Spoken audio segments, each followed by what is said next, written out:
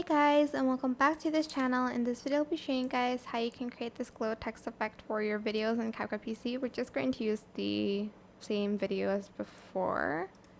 Go to text and add in your default text. I'm just going to type in the word galaxy. Oops. Definitely with an X and not a Z. Okay, and then select a font. You can use any font. Then you're going to select the color of your choice. Maybe this like very bright blue. Then you're just going to simply select glow, and it's going to match with the color that you chose.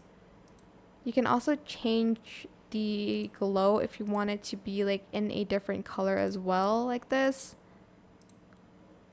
Which I think is pretty cool. I might change the inside color of the text as well to, I don't know, this yellow one maybe, so it's more vibrant. You can also adjust the intensity and the range as well of the glow here. That's pretty much it, really. Super simple in my opinion. I hope this tutorial was helpful for you guys. Don't forget to like, comment, share, and also subscribe to this channel if you haven't done that already. If you have any questions, just leave it in the comment section down below, and I will try my best to answer them all for you guys.